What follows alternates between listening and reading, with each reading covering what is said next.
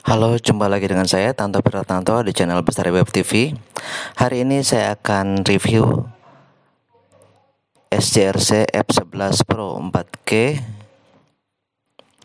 Saya akan jelaskan kelebihan dan kekurangan dari SJRC F11 Pro 4K ini. Saya sudah pakai drone ini sekitar 3 atau 4 bulan. Saya beli ini bulan November kalau nggak salah ya. Sudah sekitar 4 bulan. Dan dari pengalaman saya menerbangkan drone ini, ada beberapa hal yang menurut saya jadi poin plus atau kelebihannya, dan ada beberapa hal lagi yang menjadi kekurangannya, sehingga saya kemarin beli lagi drone Seafly Fight 2S. Kita bahas dulu kelebihan dari drone SJRC F11 Pro 4K ini. Saya pakai contekan supaya nggak ada kelewat ya.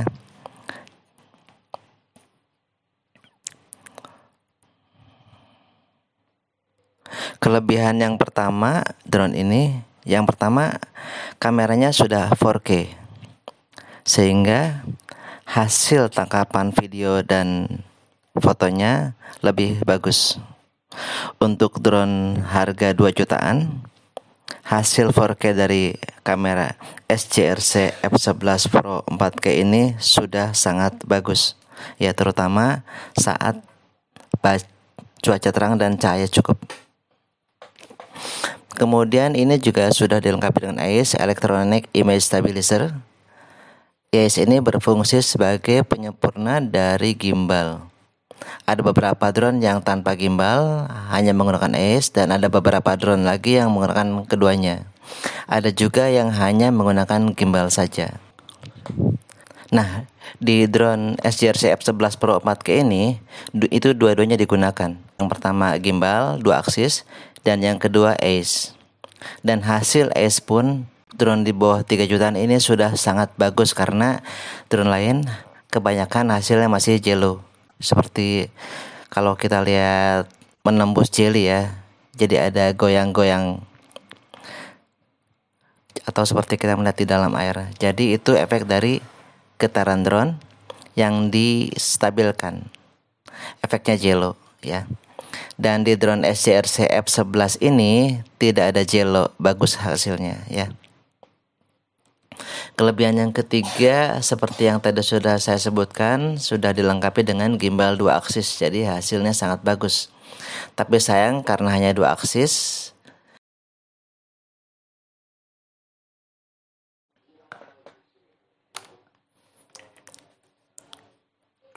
itu miring gini, dan saat dia naik turunnya ya, saat maju dia nungging, kemudian saat dia mundur agak ke belakang, hasilnya sudah sangat stabil ya. Tapi karena hanya 2 aksis, dia nggak ngaruh saat yaw. Jadi misalnya saat kita muter, atau saat ada angin yang mengakibatkan drone ini agak ke samping, nah itu drone ini tidak bisa stabil dan akan merusak hasil video. Kemudian yang keempat, kelebihannya waktu terbangnya cukup lama. Jadi waktu terbangnya sekitar 30 sampai 35 menit. Ya tergantung kesehatan baterai. Kalau yang pertama, di beberapa channel ada yang ngetes ya waktu terbangnya itu di kisaran 30 menit. Tadi kelebihan, sekarang saya bahas kekurangannya ya. Yang pertama yang kadang dikomplain ya, itu motornya besar di sebelah kiri ya, sebelah kiri besar berat, dan di sebelah kanan ini tidak dikasih penyeimbang berat dari motor servonya ya, motor servo dari gimbal. Efeknya ya, gimbalnya miring ya. Jadi saat pertama nyala ini miring ya. Setelah kita kalibrasi kompas, dia baru lurus ya. Itu kekurangan yang pertama ya. Kekurangan yang kedua, hasil foto yang tersimpan di memory card dengan di HP beda ya. Di HP gambar fotonya flat ya, lurus, sedangkan di memory card sedikit melengkung ya. melengkung. Jadi ada penyesuaian semacam editing di software STRC F11 ini. Saat mengirim ke handphone dia sudah dibuat lurus, tapi saat kita mendownload dari memory card dia masih melengkung ya. Kekurangan yang ketiga yang tadi saya sebutkan, gimbalnya hanya 2 aksis, jadi saat belok ya atau saat ada angin dia tidak bagus, hasilnya akan goyang ya. Kemudian saat disconnect ya, kekurangan yang keempat ya, dia saat terbang misalkan seperti ini ya, terbang ya, kemudian tiba-tiba disconnect, entah karena ada interferensi atau karena ada halangan obstacle ya, dia akan ngerem seperti itu. Ngeremnya mendadak banget ya. Kalau drone lain ya itu ngeremnya smooth berhenti, tapi kalau STRC remnya ngedengak gitu, jadi kayak rem mendadak, kayak mau nabrak ya. Jadi begitu disconnect ngedengak, nanti lost control, kemudian bisa kita kontrol lagi, maju lagi, disconnect lagi, ngedengak lagi. Nah ini sangat-sangat merusak hasil videonya ya. Videonya jadi tidak sinematik ya saat ada halangan ya. Dan halangan itu banyak ya, apakah itu interferensi ya, atau yang lain-lainnya ya. Kemudian ini juga kadang susah dikontrol ya. Yang kekurangan yang kelima ya, susah dikontrol terutama saat dia lowbat ya. Saat dia lowbat kadang dia susah dikontrol ya, geser kiri sedikit gesernya banyak banget ya. Kadang udah maju dia mundur lagi seperti itu ya.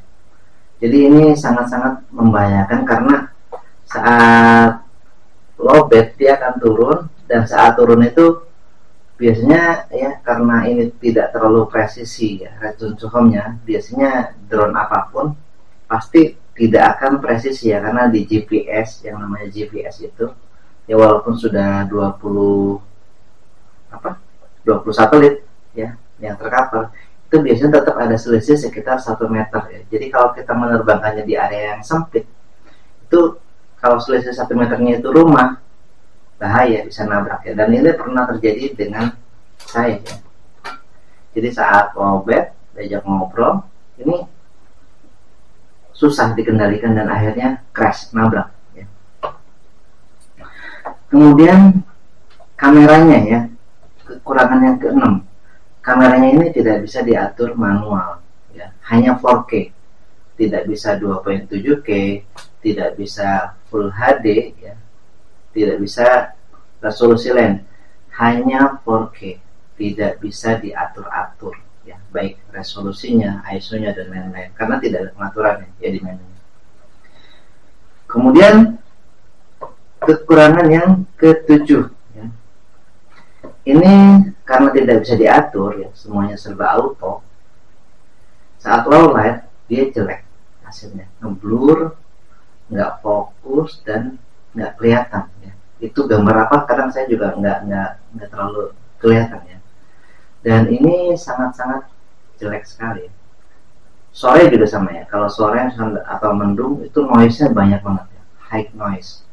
Dan ini kalau Anda pakai drone ini buat fotografi atau videografi, buat komersil nyari uang, ini jelek ya, hasilnya sangat-sangat jelek, sangat mengecewakan ya di low light, apalagi malam hari ya. Walaupun malam hari cahayanya terang banget, seterang-terangnya malam dia tetap akan jelek, karena sore aja jelek.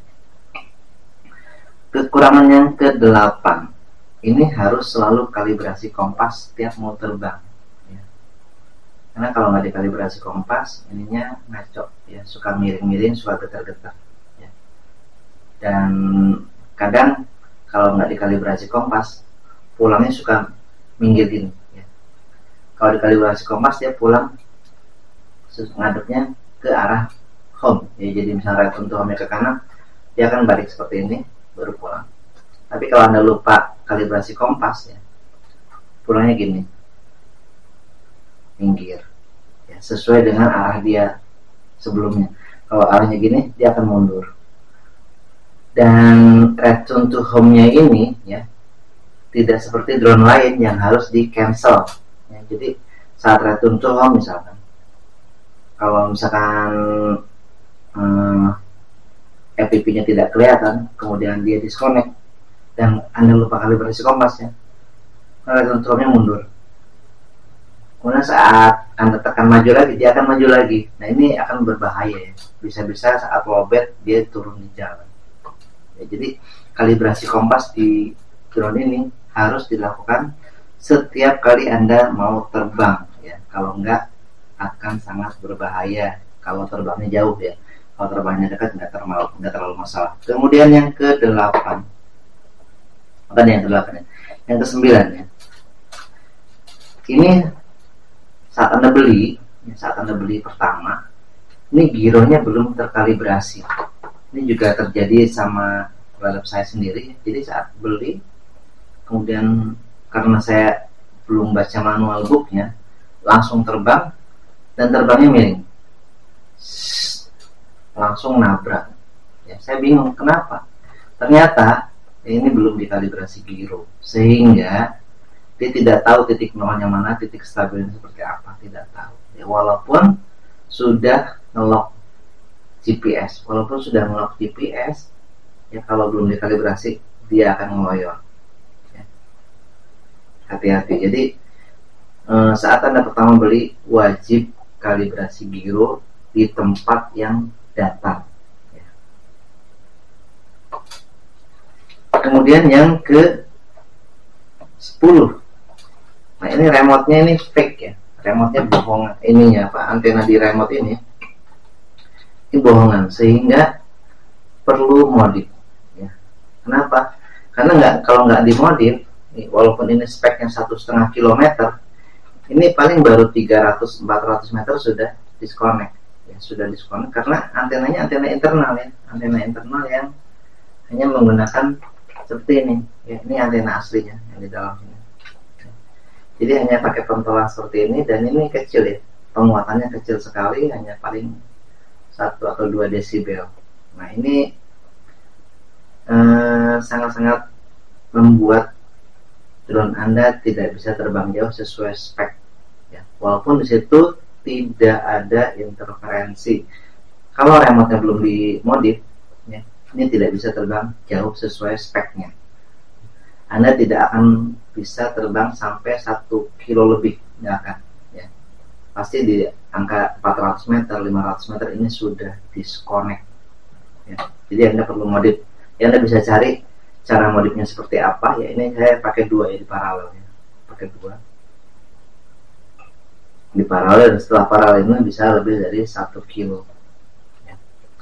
Kekurangan yang terakhir, FPV-nya ini masih antara drone dengan handphone, koneksinya langsung, jadi tidak lewat remote, dari remote ke handphone, tidak seperti itu, tapi antara drone dengan handphone. Efeknya jarak FPV-nya tergantung dari kualitas handphone yang Anda gunakan ya. Apakah sinyalnya kuat atau tidak, dan sekuat-kuatnya sinyal handphone itu tidak akan melebihi 100 atau 200 meter ya.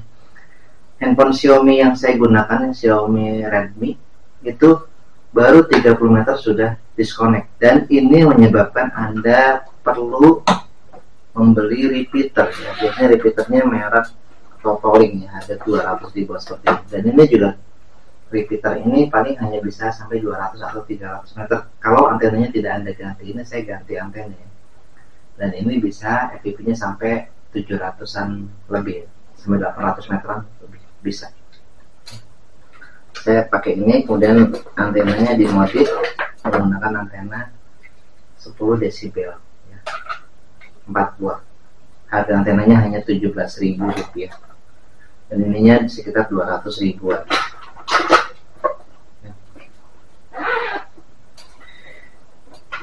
Sampai di situ ya.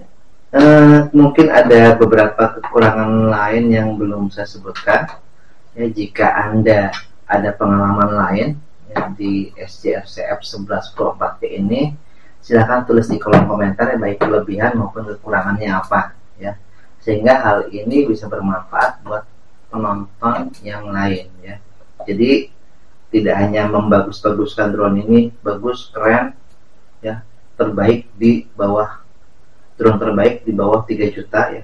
Setelah beli sama seperti saya, kebelejog kalau kata orang Sunda ya, kebelejog, rasa ketipu karena tidak sesuai harapan saya ya. Saya tadinya mau gunakan drone ini untuk shutter stop dan satupun video ataupun foto tidak ada yang diterima, semuanya reject. Jadi harap hati-hati jika Anda berniat serius untuk fotografi atau videografi, jangan pakai drone ini ya. Tapi kalau untuk hobi ini sudah sangat-sangat bagus ya. Kalau untuk hobi, untuk traveling dan lain-lain, untuk keperluan diri sendiri, bukan untuk nyari uang, ini sudah sangat bagus ya. Tapi kalau keperluan untuk nyari uang, ini akan berpengaruh ke nama Anda ya. Berpengaruh ke nama baik perusahaan Anda. Jangan sampai gara-gara Anda pakai drone ini, yang murah tadi hasilnya pengen bagus, nggak akan bagus ya. Murah pasti jelek ya. Pasti yang namanya klien akan membandingkan, kok di si A bagus, kok di kita jelek, seperti itu ya. Jadi buat Anda yang mau serius untuk fotografi dan videografi, sebaiknya pertimbangkan kembali untuk membeli drone ini. Tapi jika Anda berniat membeli drone ini untuk keperluan hobi atau koleksi pribadi ya, silakan ya. Drone ini sudah cukup bagus dan sangat-sangat layak ya. Dari saya sekian ya. Silakan tambahkan kelebihan dan kekurangannya di kolom komentar ya. Dari saya sekian. Wassalamualaikum warahmatullahi wabarakatuh.